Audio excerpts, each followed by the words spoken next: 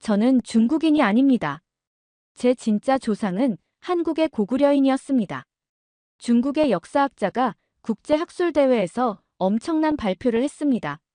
중국 정부가 오랫동안 숨기고 싶어 했던 진실, 바로 중국 소수민족인 묘족의 조상이 한국의 고구려 유민이라는 놀라운 사실을 공개한 건데요.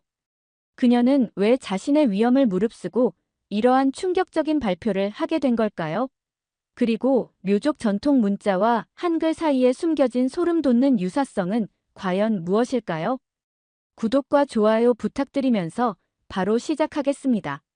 안녕하세요. 저는 중국 윈난성 깊은 산골짜기의 작은 묘족 마을에서 태어나고 자란 리샤오린이라고 합니다. 현재는 베이징 대학교 역사학과에서 교수로 재직하며 고대 동아시아 역사를 연구하고 있는데요. 사실 제가 이렇게 역사학자가 되기까지는 어릴 때 할머니가 들려주시던 특별한 이야기 때문이었습니다. 샤오린, 우리 묘족은 아주 먼 옛날 북쪽에서 온 용감한 사람들의 후손이란다. 어릴 적 외할머니께서 저에게 자주 들려주시던 이야기였습니다. 중국 윈난성 산골짜기에서 태어난 저는 다른 중국인들과는 조금 다른 외모와 풍습을 가진 묘족 마을에서 자랐습니다. 지금이야 베이징 대학교 역사학과 교수지만 24때까지만 해도 저는 단지 자신의 뿌리가 궁금했던 평범한 묘족 여성일 뿐이었습니다. 우리 마을의 어르신들은 종종 자신들의 기원에 대한 이야기를 들려주셨습니다. 그분들은 우리가 먼 북쪽에서 왔다고, 아주 오래전에 이산간 지역으로 이주해 온 사람들의 후손이라고 말씀하셨습니다. 물론 학교에서는 이런 이야기를 배운 적이 없었습니다. 교과서에는 묘족이 중국 남부의 토착민이라고만 나와 있었으니까요.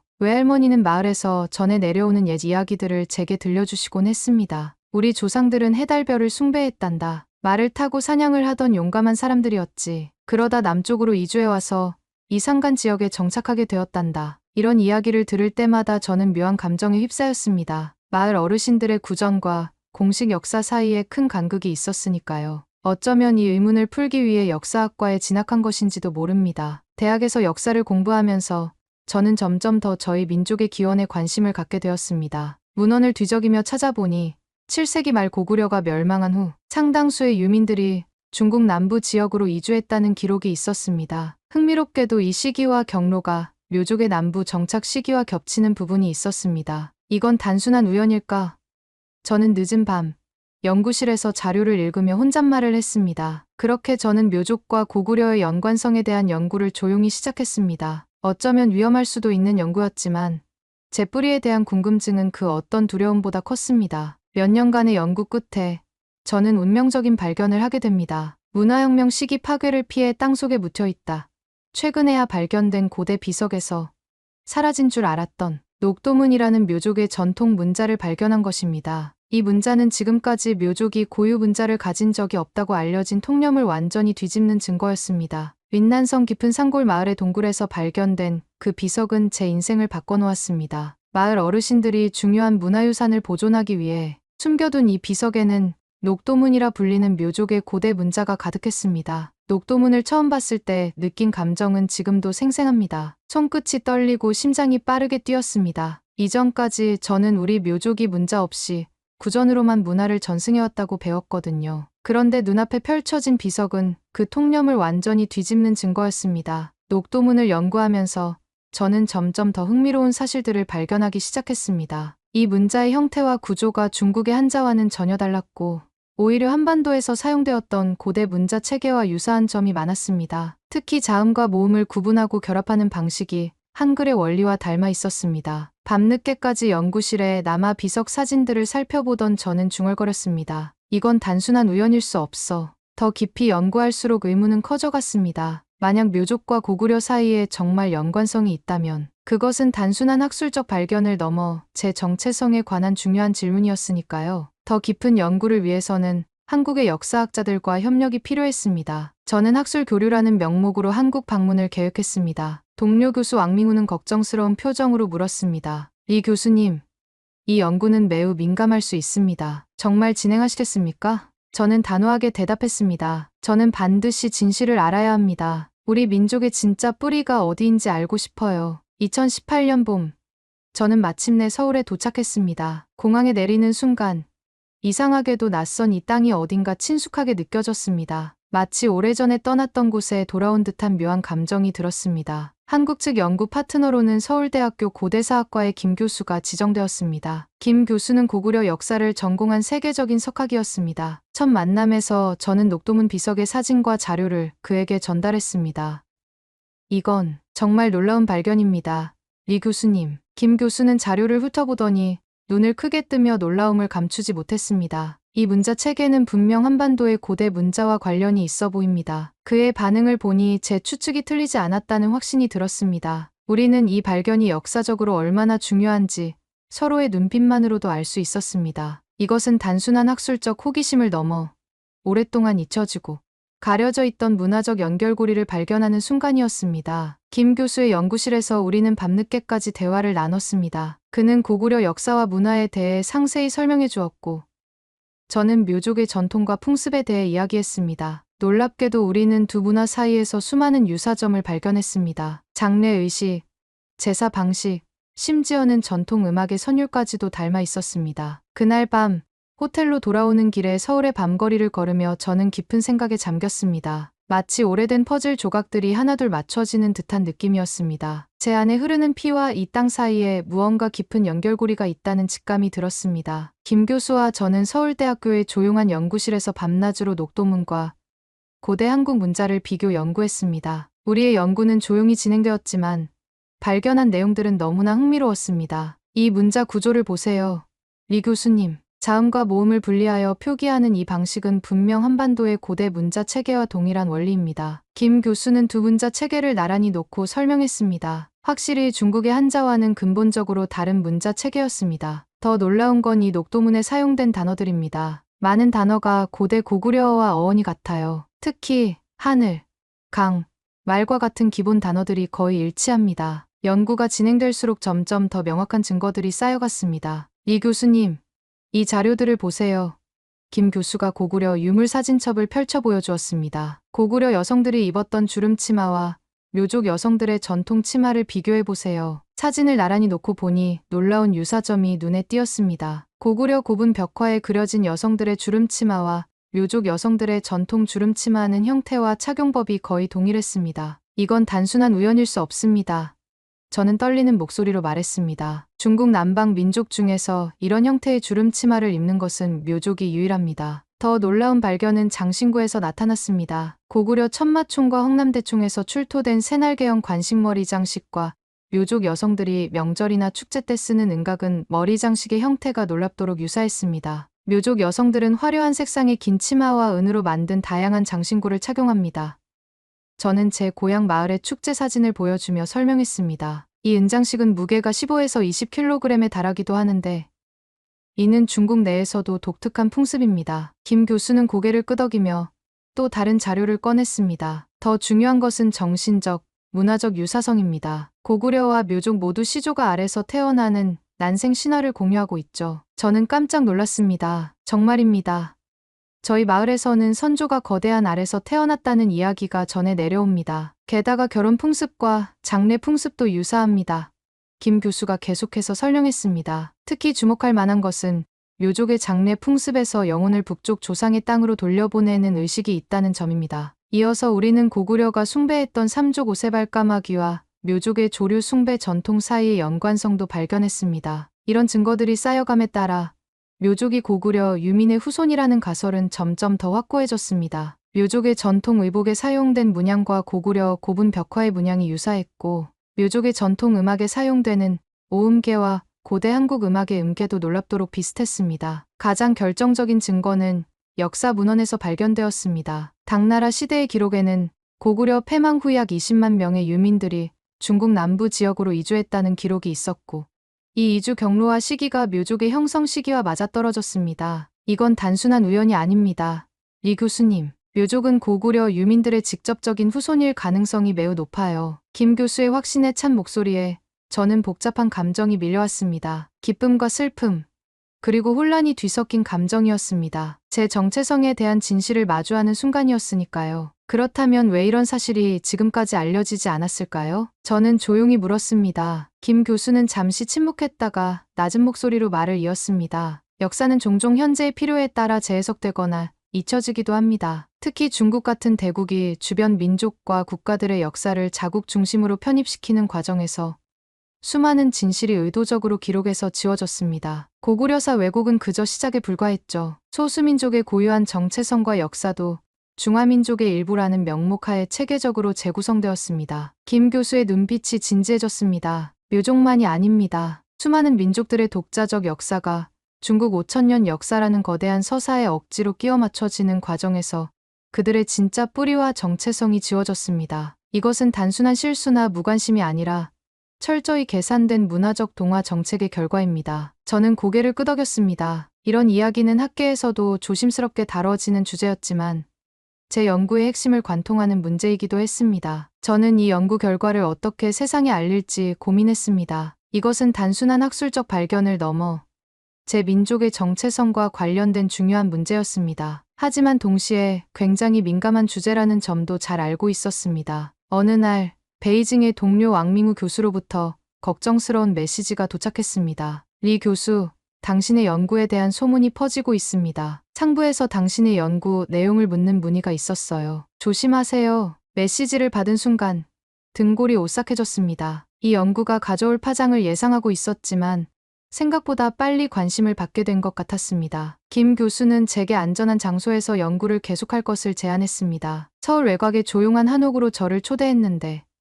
그곳에서 저희는 더 집중적으로 연구를 진행했습니다. 그 한옥에서의 시간은 제 인생에서 가장 풍요로운 학문적 경험 중 하나였습니다. 아침에는 고문서를 연구하고 오후에는 김 교수의 동료들과 토론을 벌였으며 저녁에는 한국의 전통 문화를 체험했습니다. 한옥의 마루에 앉아 고구려 유적의 사진들을 살펴보면서 저는 점점 더 제 뿌리에 가까워지고 있다는 느낌을 받았습니다. 연구를 진행하면서 저는 종종 베이징에 있는 가족들을 생각했습니다. 특히 외할머니가 들려주신 이야기들이 실제 역사적 사실과 얼마나 맞닿아 있는지 깨달을 때마다 할머니께 이 모든 발견을 알려드리고 싶은 마음이 간절했습니다. 그러나 동시에 이 연구가 가져올 수 있는 복잡한 상황들도 걱정되었습니다. 학술적 진실 추구와 현실적인 상황 사이에서 저는 내적 갈등을 겪고 있었습니다. 서울에서의 연구가 깊어질수록 저는 점점 더 한국 문화에 매료되었습니다. 고구려 유적을 방문하고 국립박물관에서 고대 유물들을 살펴보면서 저는 강한 연결감을 느꼈습니다. 특히 고분 벽화의 문양들이 제가 어릴 적 보았던 묘족, 전통 의상의 문양과 놀랍도록 유사했던 것은 정말 충격적인 경험이었습니다. 김민준 교수와 저는 연구 성과를 정리하여 학술 논문을 준비하기 시작했습니다. 논문 제목은 녹도문과 고대 한반도 문자의 비교 연구 묘족과 고구려의 문화적 연관성으로 정했습니다. 이 논문에서 저희는 언어학적, 문화적, 역사적 증거들을 체계적으로 정리했습니다. 다음 달 도쿄에서 열리는 동아시아 고대사 국제학술대회에서 이 논문을 발표하는 것이 어떨까요?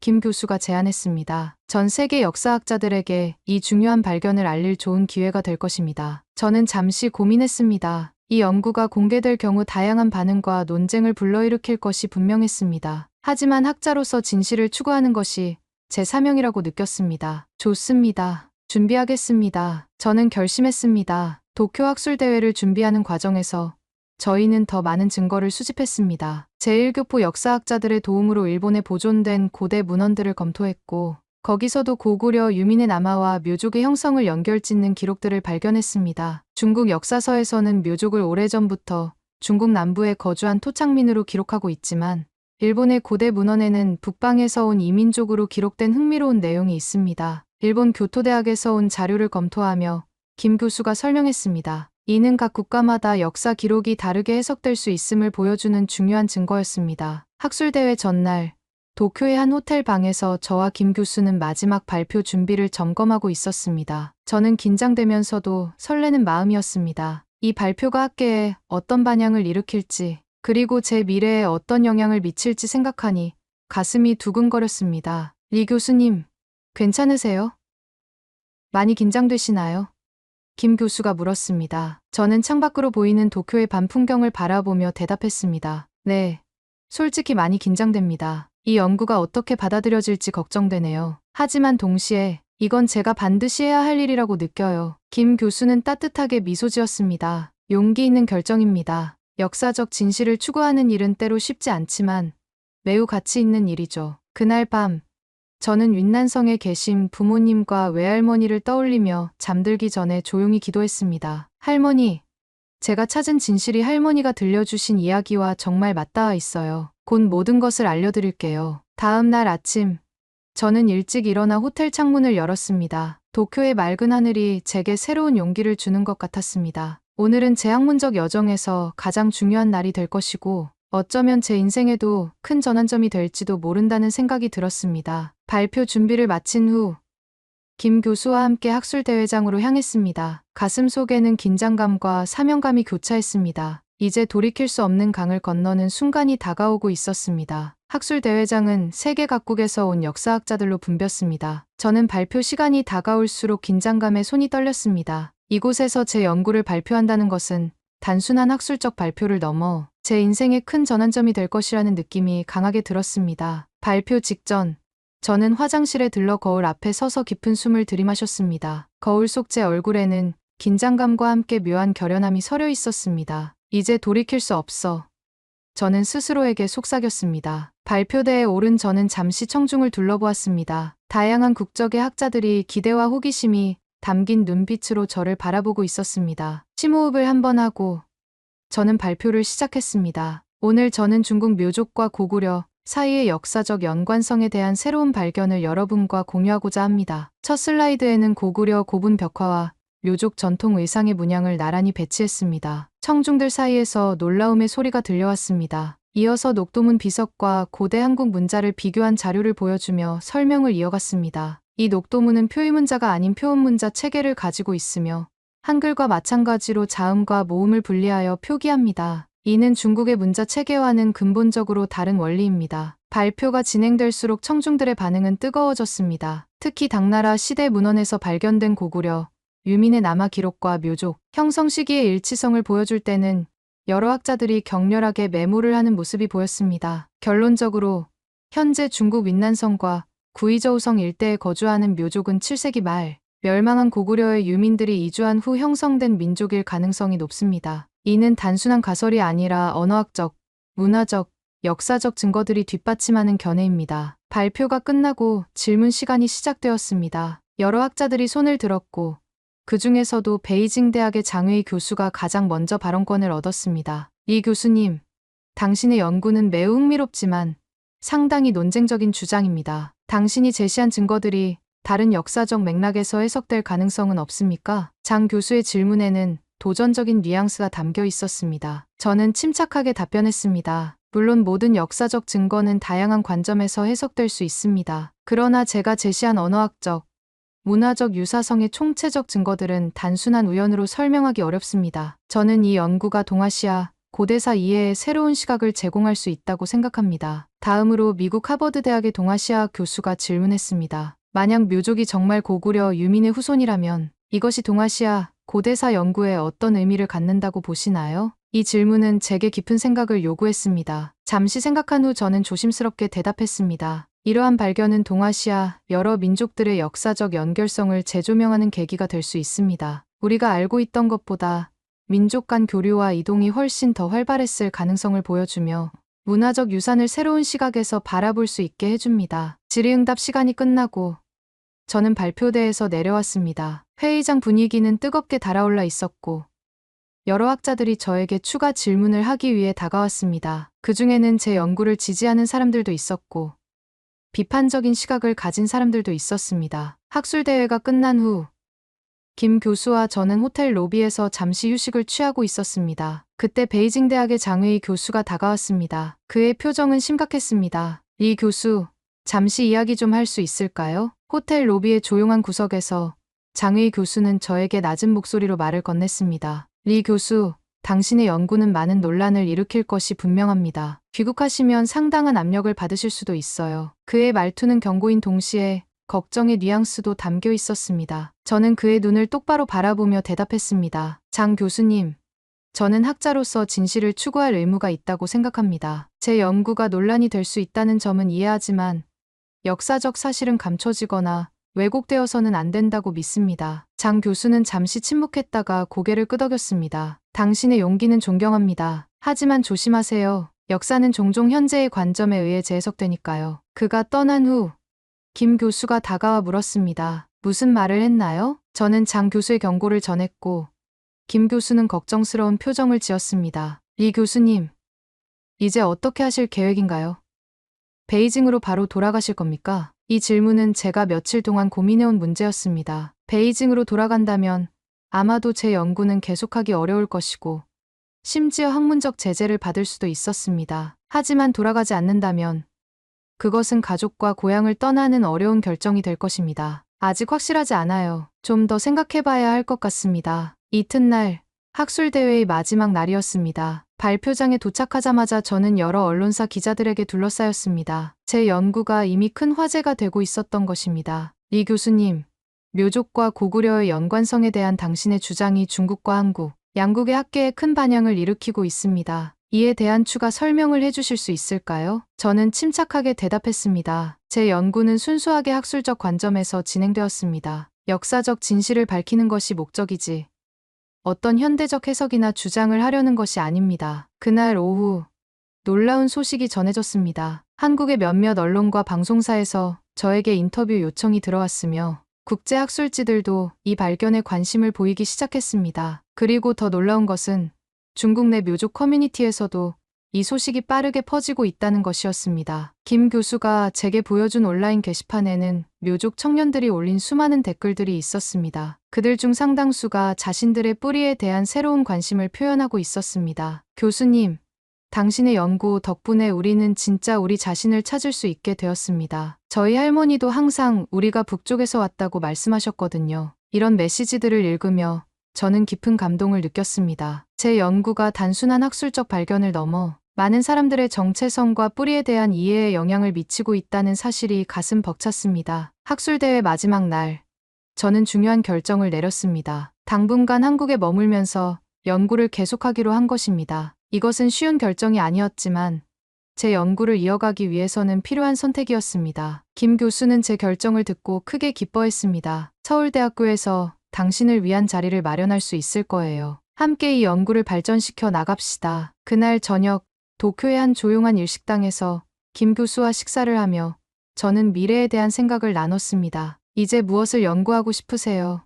리 교수님? 저는 창밖으로 보이는 도쿄의 불빛을 바라보며 대답했습니다. 묘족의 구전 설화와 한국의 고대 신화를 비교해보고 싶어요. 그리고 언젠가는 윈난성의 묘족 마을들을 다시 방문해서 더 많은 문화적 연결고리를 찾고 싶습니다. 그 순간 제 마음속에는 학문적 열정과 함께 고향에 대한 그리움이 교차했습니다. 하지만 저는 제가 올바른 길을 가고 있다고 확신했습니다. 이것은 단순한 개인적 여정이 아니라 오랫동안 잊혀져 왔던 역사적 진실을 밝히는 중요한 사명이었으니까요. 그해 가을 저는 서울대학교 객원연구원으로 정식 임명되었습니다. 김 교수와 함께 동아시아 고대사 연구소라는 새로운 연구팀을 구성하여 묘족과 고구려의 연관성에 대한 심층 연구를 계속해 나갔습니다. 연구가 진행될수록 더 많은 증거들이 발견되었습니다. 특히 묘족의 전통 재래 의식과 한국의 고대 재래 사이의 유사성, 그리고 묘족 전통 음식과 한국 음식 사이의 공통점들이 놀라울 정도로 많이 발견되었습니다. 학술 논문이 여러 국제 저널에 게재되면서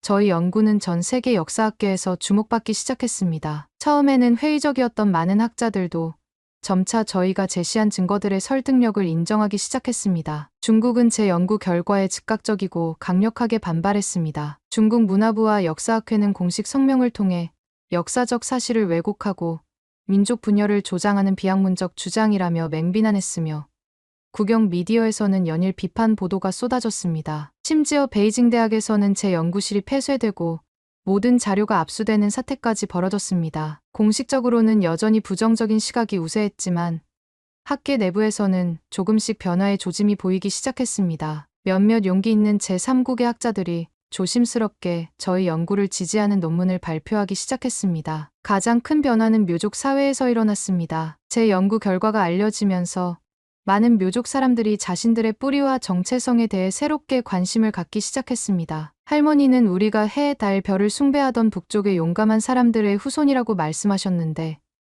이제 그 말씀이 무엇을 의미하는지 이해하게 되었습니다. 감사합니다. 이러한 메시지들은 제가 겪은 모든 어려움이 같이 있었음을 확인시켜 주었습니다. 한국에서의 생활도 점차 익숙해졌습니다. 처음에는 낯설었던 문화와 환경이 이제는 마치 제 인생의 일부처럼 느껴졌습니다. 특히 한국 음식과 전통 문화에서 묘족의 그것과 유사한 요소들을 발견할 때마다 저는 마치 오래된 퍼즐의 조각들이 맞춰지는 듯한 느낌을 받았습니다. 연구 활동 외에도 저는 한국 문화를 깊이 체험하기 위해 노력했습니다. 한국어를 배우고 전통 음악을 접하고 다양한 지역의 문화 행사에 참여했습니다. 그 과정에서 저는 점점 더 묘족 문화와 한국 문화 사이의 놀라운 유사점들을 발견할 수 있었습니다. 제 개인적인 생활에도 변화가 찾아왔습니다. 처음에는 중국에 있는 가족들과 연락이 어려웠지만 점차 상황이 개선되어 정기적으로 소식을 주고받을 수 있게 되었습니다. 부모님은 제가 추구하는 학문적 진실을 이해해 주셨고, 비록 멀리 떨어져 있지만 항상 응원을 보내주셨습니다. 무엇보다 기뻤던 순간은 윈난성에 계신 외할머니와 통화할 수 있었을 때였습니다. 할머니께 제 연구 결과를 간략히 설명드리자 할머니는 잠시 침묵하시다가 떨리는 목소리로 말씀하셨습니다. 내가 알고 있었단다. 우리 조상들이 먼 북쪽에서 왔다는 이야기는 대대로 전해져 내려왔거든. 내가 그 진실을 찾아냈다니 정말 자랑스럽구나. 할머니의 그 말씀은 제게 큰 위로와 확신을 주었습니다. 제가 추구해온 진실이 단순한 학문적 가설이 아니라 세대를 넘어 전해져 온 살아있는 기억이었던 것입니다. 특히 젊은 묘족 세대들 사이에서는 한국어를 배우거나 한국 문화에 관심을 갖는 이들이 늘어났습니다. 묘족 젊은이들 사이에서는 자신들의 정체성과 뿌리에 대한 관심이 크게 늘어났고 한국어를 배우는 묘족 청년들도 늘어났습니다. 개인적으로 가장 보람찼던 순간은 작년 여름 처음으로 묘족 학생들을 위한 역사 워크숍을 개최했을 때였습니다. 한국에 유학 온 10명의 묘족 청년들과 함께 고구려 유적지를 탐방하고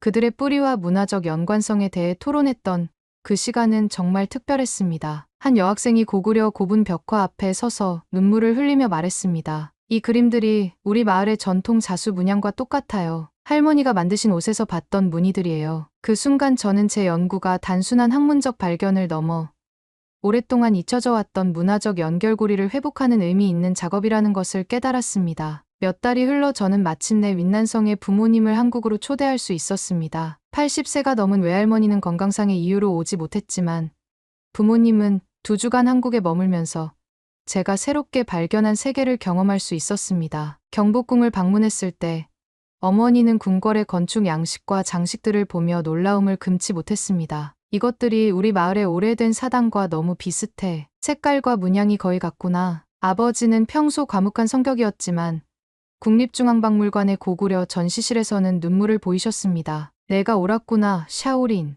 우리는 정말 이곳과 연결되어 있었어. 그 순간 저는 제가 추구해온 학문적 진실이 단순한 이론이 아니라 실제로 사람들의 마음과 기억 속에 살아있는 현실임을 깨달았습니다. 지금도 저는 계속해서 연구를 이어가고 있습니다. 최근에는 묘족의 구전 설화와 한국의 고대 신화를 비교하는 프로젝트를 시작했습니다. 이 연구는 더 깊은 문화적 연결고리를 밝혀낼 것으로 기대됩니다. 역사는 때로 여러 이유로 왜곡되거나 잊혀질 수 있지만 진실은 결국 빛을 보게 된다는 것을 저는 믿습니다. 고구려와 묘족의 연결고리가 조금씩 밝혀지고 있는 것처럼 앞으로도 더 많은 역사적 진실이 발견되고 인정받길 바랍니다. 그것이 서로 다른 민족과 국가 간의 이해와 화합을 증진시키는 데 도움이 될 것이라고 확신합니다. 오늘도 저는 한국에서 새로운 날을 맞이하며 우리의 공통된 역사와 문화를 연구하는 여정을 계속하고 있습니다. 이것이 제가 역사학자로서 그리고 묘족의 후손으로서 할 수 있는 가장 의미 있는 일이라고 믿기 때문입니다. 그리고 언젠가는 이 연구의 결실이 더 많은 사람들에게 자신의 뿌리와 정체성에 대한 새로운 이해를 가져다 줄 것이라는 희망을 품고 있습니다. 오늘은 중국 역사학자 리샤오린 씨가 자신의 뿌리를 찾는 과정에서 고구려와 묘족의 놀라운 연결고리를 발견하게 된 감동적인 이야기를 들어봤습니다. 여러분은 이 연구 결과를 어떻게 생각하시나요? 묘족과 한국 사이에 또 다른 숨겨진 연결고리가 있을까요? 여러분의 소중한 의견을 댓글로 남겨주세요. 영상 재밌게 보셨다면 좋아요 한 번씩 눌러주시고 구독도 잊지 말아주세요. 다음에도 더 놀랍고 감동적인 이야기로 여러분을 찾아뵙겠습니다. 지금까지 감동시대였습니다. 감사합니다. 여기 중앙아시아의 거대 국가 카자흐스탄에서 믿기 힘든 일이 벌어졌습니다.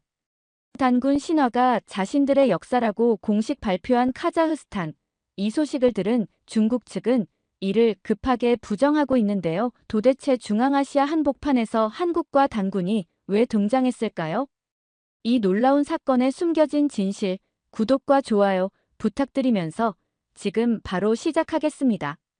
안녕하세요. 저는 미국의 유명 다큐멘터리 제작사에서 역사 다큐멘터리를 연출하는 감독, 사라 존슨입니다. 지난 15년간 세계에 숨겨진 역사와 문화를 발굴하는 작업을 해왔습니다. 누구나 알고 있는 뻔한 역사가 아닌 세상에 제대로 알려지지 않은 진실을 찾아내는 일에서 큰 보람을 느끼곤 했죠. 진실은 종종 우리가 상상도 못할 곳에 숨어 있다. 이것이 제 작업의 모토입니다. 그리고 이번엔 그 진실이 저를 중앙아시아로 이끌었습니다. 오늘 저는 여러분께 놀라운 이야기를 들려드리려 합니다. 한국과 카자흐스탄, 언뜻 보기에 전혀 관련 없어 보이는 두 나라 사이에 숨겨진 수천 년의 비밀에 관한 이야기입니다. 모든 것은 2달 전, 저희 오랜 친구이자 고고학자인 마이클이 저에게 보낸 한 장의 사진에서 시작되었습니다. 그 사진은 황금빛 장신구와 함께 발견된 투명한 유리잔을 담고 있었습니다. 처음에는 그냥 평범한 고대 유물이라고 생각했습니다. 사라, 이건 한국 경주의 황남대총에서 발견된 신라시대 유리잔이야. 문제는 당시 한반도에는 유리 제조 기술이 없었다는 거지.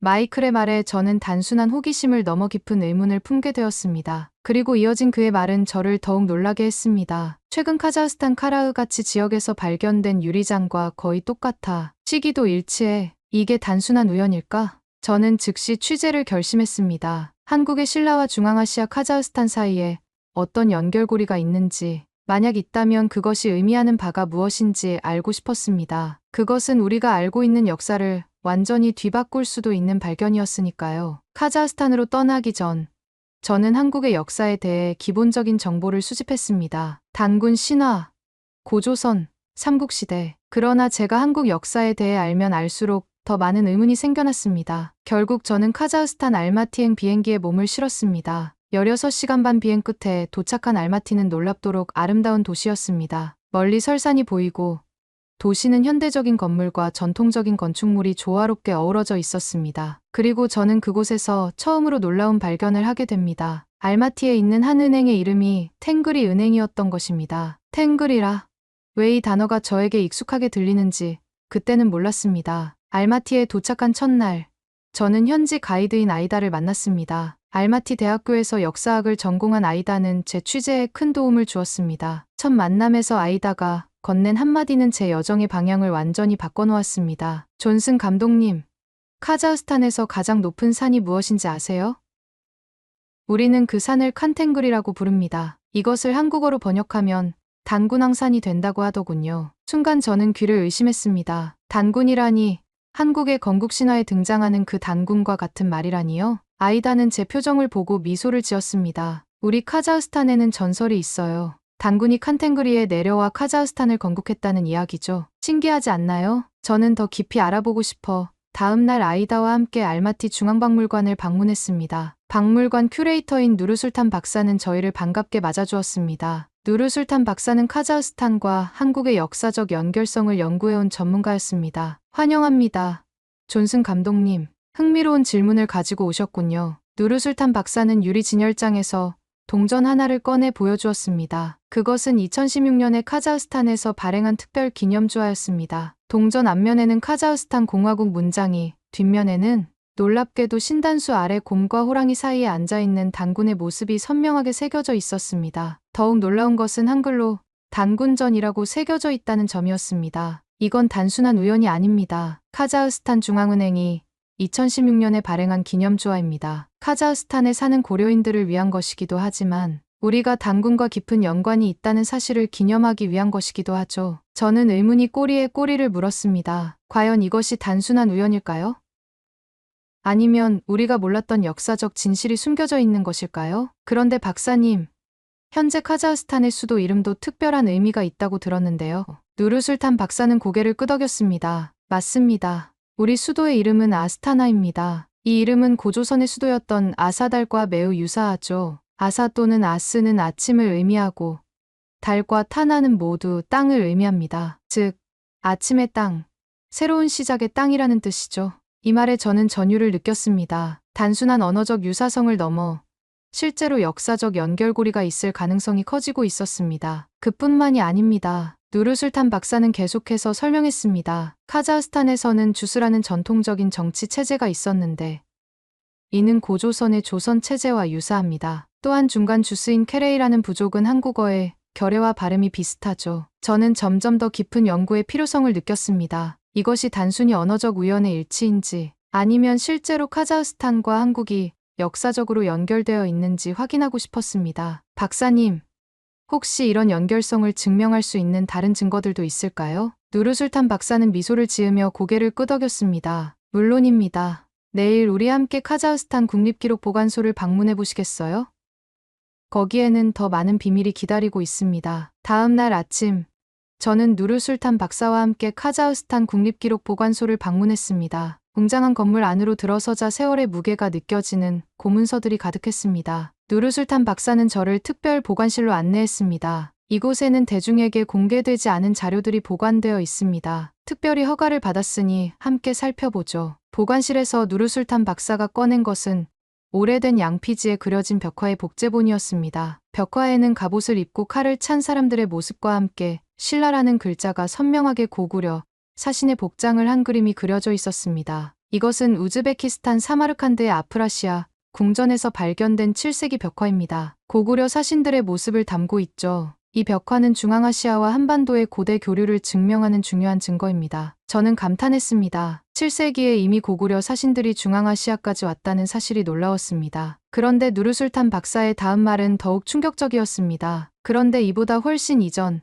약 4,000년 전에도 우리 지역과 한반도 사이에 교류가 있었다는 증거가 있습니다. 박사는 조심스럽게 또 다른 문서를 꺼내 보여주었습니다. 그것은 카자흐스탄 북부 지역에서 발견된 고대 유물에 관한 보고서였습니다. 보고서에 따르면 그 유물은 한국의 고조선 시대 유물과 놀라울 정도로 유사했습니다. 이 유사성은 우연이라고 보기 어렵습니다. 저는 약 4,000년 전 알타이 지역에 살던 민족이 동서로 나뉘어 한쪽은 한반도로 다른 한쪽은 카자흐스탄 지역으로 이동했다고 생각합니다. 저는 이 모든 정보를 녹음하고 메모하며 열심히 취재했습니다. 그러나 우리의 대화는 갑자기 보관소 직원의 등장으로 중단되었습니다. 죄송합니다만, 박사님, 이 자료들은 보안 등급이 있는 문서입니다. 외부인에게 공개할 수 없습니다. 누르술탄 박사는 당황한 기색이 역력했습니다. 그렇지만 저는 이미 필요한 허가를 받았습니다. 국립학술원에서 직원은 단호하게 고개를 저었습니다. 새로운 지시가 내려왔습니다. 특히 고대 문화 교류에 관한 자료들은 국제학술위원회의 검토가 필요하다고 합니다. 누르술탄 박사의 얼굴이 붉어졌습니다. 분명히 이런 규정은 갑자기 생긴 것이 분명해 보였습니다. 저희는 결국 자료를 돌려주고 보관소를 나와야 했습니다. 도대체 무슨 일인가요?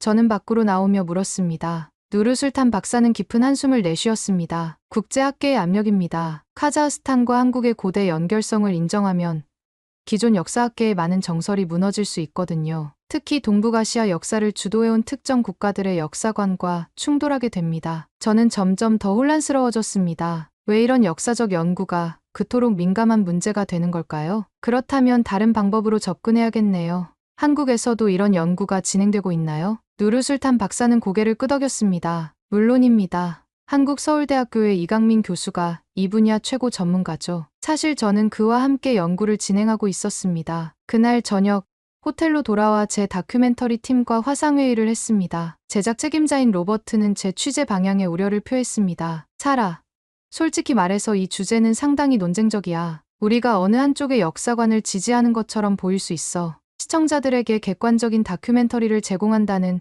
우리의 원칙에 어긋날 수 있다고 생각해. 저는 반박했습니다. 로버트, 우리의 역할은 숨겨진 진실을 파헤치는 거야. 이건 단순한 역사 논쟁이 아니야. 수천 년간 잊혀졌던 문명의 연결고리를 발견하는 거라고.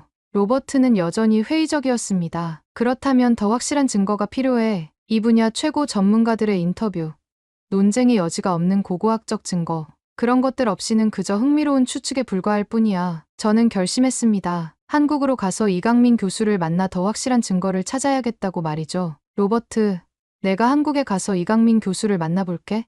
그가 가진 증거들을 확인하고 돌아올게. 로버트는 마지못해 동의했습니다. 이제 제 여정은 한국으로 이어질 것입니다. 과연 그곳에서 카자흐스탄과 한국을 연결하는 결정적 증거를 찾을 수 있을까요? 한국 인천공항에 도착한 저는 가슴이 두근거렸습니다. 이곳에서 진실의 실마리를 찾을 수 있을까요? 공항에는 서울대학교, 고고학과 박사과정생인 김지호 씨가 저를 마중 나와 있었습니다. 김지호 씨는 이강민 교수의 제자로 저희를 연결해준 누르술탄 박사의 추천으로 만나게 되었습니다. 존슨 감독님, 환영합니다. 교수님께서 기다리고 계십니다. 김지호 씨의 차를 타고 서울대학교로 향하는 동안 저는 창밖으로 펼쳐지는 서울의 풍경에 감탄했습니다. 현대적인 빌딩들과 전통적인 한옥들이 조화롭게 어우러진 도시 풍경이 인상적이었습니다. 지호 씨, 이강민 교수님께서는 어떤 연구를 하고 계신가요? 교수님은 고조선과 중앙아시아의 연결성에 관해 20년 넘게 연구해 오셨습니다. 특히 최근 경주 황남대총에서 발견된 유리잔과 카자흐스탄, 카라흐가치 지역 출토 유리잔의 유사성에 주목하고 계시죠. 서울대학교에 도착해 이강민 교수의 연구실로 들어서자 벽면 가득 고대 유물 사진과 지도가 붙어 있었습니다. 희끗한 머리에 날카로운 눈빛의 이강민 교수는 저를 반갑게 맞아주었습니다. 존슨 감독님, 드디어 뵙게 되어 기쁩니다. 누르술탄에게서 이야기 많이 들었습니다. 이강민 교수는 바로 본론으로 들어갔습니다. 우선 이것을 보여드리고 싶습니다. 교수는 컴퓨터 화면에 두 개의 유리잔 사진을 띄웠습니다. 하나는 황남대총에서 발견된 것이고 다른 하나는 카자흐스탄 카라흐가치 지역에서 출토된 것이었습니다. 두 유리잔은 단록색 빛깔의 세 줄 유리띠로 장식된 문양까지 거의 똑같았습니다. 이 두 유리잔은 같은 공방에서 제작되었을 가능성이 매우 높습니다. 문제는 당시 한반도에는 유리 제조 기술이 없었다는 점입니다. 그럼 이 유리잔은 어디서 왔을까요? 저는 궁금증을 참지 못했습니다. 혹시 중국에서 수입된 것 아닐까요? 이강민 교수는 고개를 저었습니다. 그렇게 생각할 수도 있지만 당시 중국에서도 이런 유형의 유리잔을 만들 수 있는 기술이 없었습니다. 이 유리잔의 제조 기법은 중앙아시아에서만 발견됩니다. 교수는 이어서 더 충격적인 발견들을 보여주었습니다. 신라 무덤에서 발견된 금관과 카자흐스탄 지역 고분에서 출토된 장신구들의 제작 기법이 유사했고 두 지역에서 발견된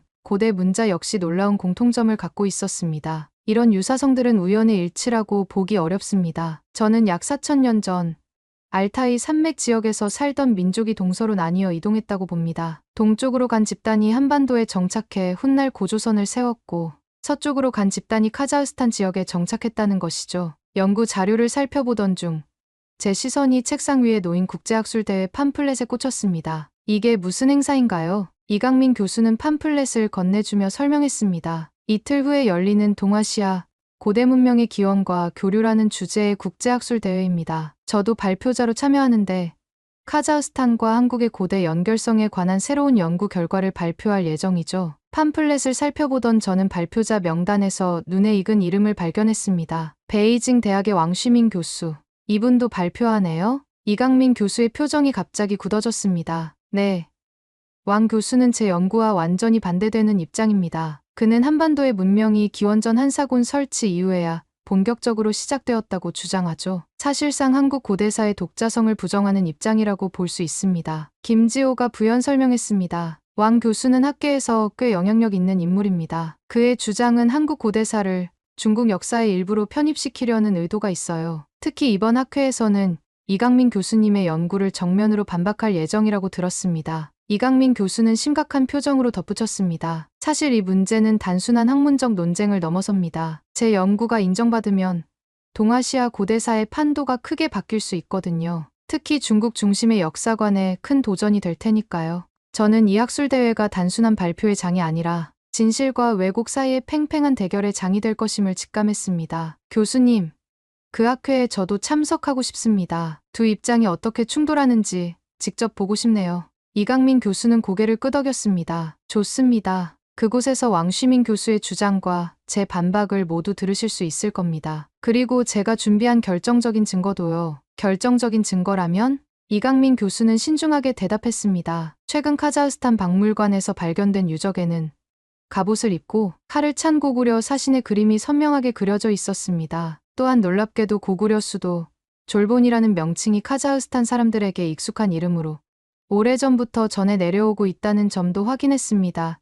이 벽화의 서쪽 벽에는 각국에서 온 사신들이 등장하는데 그중 오른쪽 끝에 고대 한국 고구려 사신으로 추정되는 두 인물이 그려져 있습니다. 이들은 새깃털로 장식한 조우관을 쓰고 환두대도 둥근 고리 손잡이가 달린 칼을 차고 있는 모습으로 묘사되어 있습니다. 이는 고구려 고분 벽화와 중국 사신도 양지공도 등에 나타난 고구려 사신의 복식과 일치합니다. 이 벽화는 고대 카자흐스탄의 국제적 외교 현장을 생생히 보여주며 고구려 고대 한국 사신의 존재와 복식을 명확히 확인할 수 있는 세계적으로 중요한 유적입니다. 이건 단순한 우연이 아니에요. 이 증거들을 체계적으로 정리해 학회에서 발표할 계획입니다. 맞아요, 박사님. 이 벽화가 제가 아스타나에서 직접 두 눈으로 확인한 증거입니다. 저는 점점 더 흥미가 깊어졌습니다. 이 학술대회는 단순한 학문적 논쟁을 넘어 숨겨진 역사의 진실이 밝혀지는 중요한 전환점이 될 수도 있을 것 같았습니다. 이 학술대회에서 어떤 일이 벌어질지 정말 기대되네요.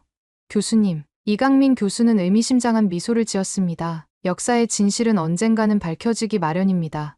존슨 감독님, 아무리 누군가가 억누르려 해도 말이죠. 국제학술대회가 열리는 날이 밝았습니다. 서울 시내 대형 호텔의 컨퍼런스홀에는 전 세계에서 모인 역사학자들로 가득 찼습니다. 저는 김지호와 함께 기자석에 앉아 행사를 지켜보았습니다. 꽤 큰 행사네요. 이런 학술대회에 이렇게 많은 사람들이 참석하다니 놀랍습니다. 김지호가 설명해 주었습니다. 이번 학회는 특별합니다. 동아시아 고대사에 관한 새로운 연구 성과들이 대거 발표될 예정이거든요. 특히 이강민 교수님과 왕시민 교수의 발표는 학계에서 가장 주목받고 있는 세션입니다. 첫 번째 발표자로 나선 것은 베이징 대학의 왕시민 교수였습니다. 그는 자신감 넘치는 태도로 단상에 올랐습니다. 존경하는 학자 여러분, 오늘 저는 동아시아 고대 문명의 중심과 주변부라는 주제로 발표하겠습니다. 왕시민 교수의 발표는 명쾌했습니다. 그는 수많은 고고학적 증거와 문헌 자료를 바탕으로 중국 문명이 동아시아 전체에 미친 영향력을 체계적으로 설명했습니다. 특히 한반도의 고대 문명은 한사군 설치 이후 중국 문명의 영향으로 본격적으로 발전했다는 주장을 강조했습니다. 역사적 증거를 객관적으로 살펴보면 한반도의 문명은 기원전 108년 중국 한나라의 무제가 위만 조선을 멸망시키고 그 영토를 직접 통치하기 위해 설치한 4개의 군, 즉 행정구역인 한사군 설치 이후에야 문자와 국가 체계를 갖추기 시작했습니다. 그 이전의 소위 고조선 시대는 구체적인 문헌 기록이나 고고학적 증거가 부족하여 신화적 요소가 많이 포함된 전설에 가깝다고 볼 수 있습니다. 왕시민 교수는 특히 단군 신화를 후대에 만들어진 이야기로 규정하며 한국과 카자흐스탄의 역사적 연결성에 관한 최근 연구들을 엄밀한 학문적 검증을 거치지 않은 가설이라고 일축했습니다. 그의 발표는 매우 설득력 있게 들렸고 청중들 사이에서는 수긍하는 분위기가 감지되었습니다. 왕시민 교수의 발표가 끝나고 질의응답 시간이 이어졌습니다. 몇몇 질문이 오갔지만 모두 왕시민 교수의 논리 정연한 대답으로 마무리되었습니다. 분위기는 확실히 그에게 유리해 보였습니다. 다음 발표자는 이강민 교수였습니다. 그는 조용히 단상에 올라 청중들을 바라보았습니다. 존경하는 동료 여러분, 오늘 저는 고조선과 중앙아시아 잃어버린 연결고리를 찾아서라는 주제로 발표하겠습니다. 이강민 교수는 먼저 황남대총에서 발견된 유리잔과 카자흐스탄 카라흐가치 지역에서 출토된 유리잔의 놀라운 유사성을 보여주었습니다. 그의 발표는 차분했지만 제시하는 증거들은 점점 더 강력해졌습니다. 이 유리잔들의 유사성은 단순한 우연이 아닙니다. 당시 한반도나 중국에는 이런 유리 제조 기술이 없었습니다. 이는 한반도와 중앙아시아 사이에 직접적인 교류가 있었음을 시사합니다. 그런 다음 이강민 교수는 카자흐스탄 북부에서 발견된 고대 유적에 새겨진 그림을 보여주었습니다. 갑옷을 입고 칼을 찬 사람들의 그림과 함께 고구려 사신의 모습이 보였습니다. 회의장에서 작은 탄성이 흘러나왔습니다. 카자흐스탄 박물관에서 발견된 이 유적에는 갑옷을 입고 칼을 찬 사람들의 그림과 함께 분명히 고구려 사신의 의복을 입은 사람 그림이 발견되었습니다. 또한 놀랍게도 졸본이라는 고구려 수도의 명칭이 카자흐스탄 사람들에게 익숙한 이름으로 오래전부터 전해 내려오고 있습니다. 이강민 교수는 계속해서 증거를 제시했습니다. 카자흐스탄의 여러 지명들과 한국의 고대 지명 사이의 언어적 유사성, 두 지역의 민속 신앙과 재래 방식의 공통점, 그리고 고대 한국인과 카자흐스탄 원주민의 유전적 연관성을 보여주는 최신 연구 결과들까지. 가장 중요한 증거는 바로 이것입니다. 이강민 교수는 카자흐스탄에서 발행된 단군전 기념주화를 화면에 띄웠습니다. 주화 뒷면에는 신단수 아래 곰과 호랑이 사이에 앉아있는 단군의 모습이 새겨져 있었고 한글로 단군전이라는 글자가 선명했습니다.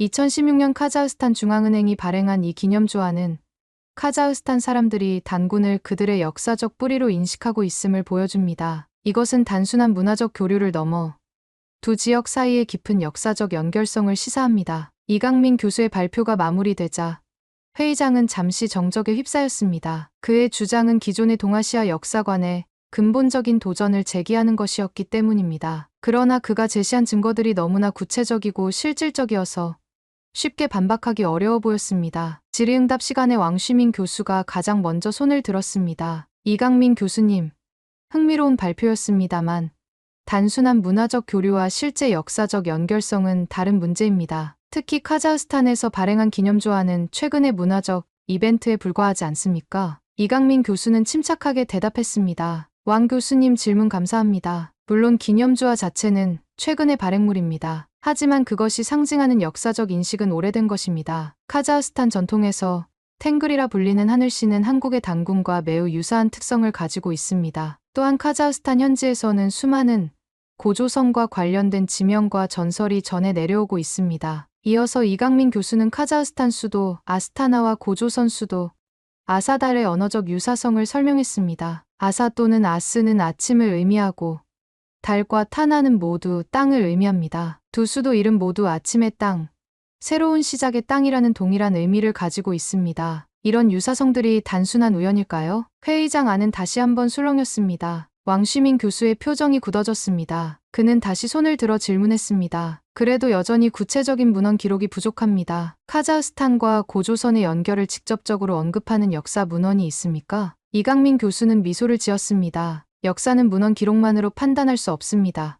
왕 교수님, 고고학적 증거, 언어학적 분석, 유전학적 연구 등 다양한 방법론을 종합적으로 고려해야 합니다. 그리고 이런 다양한 증거들이 모두 한국과 카자흐스탄의 역사적 연결성을 가리키고 있습니다. 이강민 교수의 확신에 찬 대답에 회의장은 감탄하는 분위기였습니다. 그날의 학술대회는 이강민 교수의 발표가 가장 큰 화제가 되었고 많은 학자들이 그의 연구에 관심을 보였습니다. 학회가 끝난 후 저는 이강민 교수와 함께 저녁 식사를 했습니다. 오늘 발표 정말 훌륭했습니다. 교수님. 왕시민 교수님의 질문에도 명쾌하게 대답하셨고요. 이강민 교수는 겸손하게 웃었습니다. 아직 갈 길이 멉니다. 하지만 오늘을 계기로 더 많은 학자들이 이 연구에 관심을 갖게 될 것 같아 기쁩니다. 저는 궁금했습니다. 교수님, 이 연구가 학계에서 완전히 인정받는다면 동아시아 역사에 어떤 변화가 있을까요? 이강민 교수는 깊은 생각에 잠겼다가 대답했습니다. 역사의 패러다임이 바뀔 겁니다. 한국과 카자흐스탄이 같은 뿌리를 가진 형제 국가라는 것이 증명된다면 동아시아와 중앙아시아의 고대사가 다시 쓰여야 할 것입니다. 그리고 무엇보다 우리는 잊고 있던 우리의 진정한 뿌리를 되찾게 될 것입니다. 학술대회 다음 날, 저는 누르술탄 박사에게 전화를 걸어 학회에서 있었던 일을 전해주었습니다. 이강민 교수의 발표가 큰 반향을 일으켰다는 소식에 누르술탄 박사는 무척 기뻐했습니다. 드디어 진실이 세상에 알려지기 시작했군요. 정말 기쁜 소식입니다. 존슨 감독님, 그날 오후 저는 이강민 교수의 연구실에서 놀라운 소식을 접하게 되었습니다. 카자흐스탄 정부가 이강민 교수와 누르술탄 박사를 공식적으로 초청한 것입니다. 카자흐스탄에서 한국과의 역사적 연결성에 관한 특별 전시회를 개최하기로 결정했다는 소식이었습니다. 믿기 어려울 정도로 빠른 반응이네요. 이강민 교수는 미소를 지었습니다. 사실 이번 학회에는 카자흐스탄 교육부 관계자들도 참석해 있었습니다. 그들도 우리의 연구 결과에 깊은 관심을 보였던 것 같아요. 사실 그들도 90년대 후반과 2000년대에부터 이미 많은 연구를 거듭했던 것 같아요. 괜히 97년도에 수도를 알마티에서 아크몰라로 옮기고 2022년에 수도 이름까지 아사달 즉 아스타나로 바꾼 게 아니라고 생각합니다. 일주일 후 저는 다시 카자흐스탄 알마티에 도착했습니다. 이번에는 이강민 교수와 누르술탄 박사와 함께였습니다. 공항에는 카자흐스탄 문화부 장관이 직접 나와 저희를 맞이했습니다. 두 교수님과 존슨 감독님의 방문을 진심으로 환영합니다. 이번 특별 전시회는 카자흐스탄에 있어 매우 중요한 의미를 갖습니다. 저희는